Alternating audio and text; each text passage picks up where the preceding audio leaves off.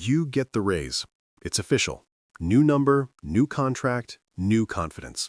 And somehow, your life doesn't change. Not because you're bad with money, not because you didn't negotiate hard enough, but because the game was already decided before your paycheck arrived. Here's why this matters right now. Inflation isn't a headline anymore.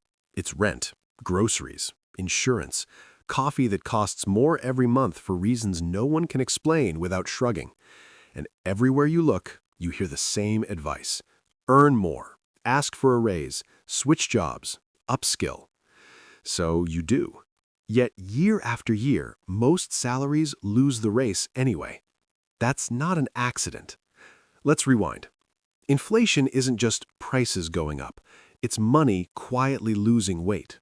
When more money enters the system through loans, stimulus, or credit, it doesn't spread evenly. It moves in a very specific order.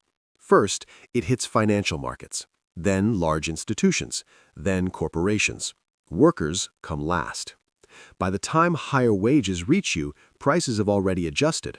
Rents reset faster than salaries. Asset values move instantly. Paychecks negotiate annually if you're lucky. This delay is the quiet killer. Economists call it a lag, but that word makes it sound harmless. It isn't, because during that lag, inflation compounds. Let's make the math uncomfortable. If prices rise 7% this year, but your salary rises 4%, you didn't gain 4%. You lost 3%. And next year, that loss compounds on a higher base. This is why cost of living raises feel like an insult disguised as help. Now, here's the irony. Companies often can raise prices immediately. Governments can create money instantly. Central banks can move interest rates overnight. But wages? They're sticky. They move slowly, by design. Because predictable wages make systems stable, and instability is expensive, just not for you. Publicly, we celebrate wage growth headlines. Pay is rising. Labor markets are strong. Privately, the system is built so wages trail inflation slightly behind, almost every time. Enough to keep consumption going, not enough to change power. Zoom out. Over decades, this is how wealth shifts upward without a single dramatic event.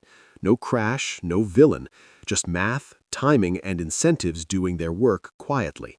And the longer inflation exists, the harder it becomes to catch up, because raises negotiate against the present, while prices reflect the future. So when your salary can't beat inflation, it's not because you're standing still. It's because you're chasing a moving target with a delayed response inside a system that benefits from the gap. The real question isn't how to earn more. It's why the system needs your earnings to always arrive just a little too late.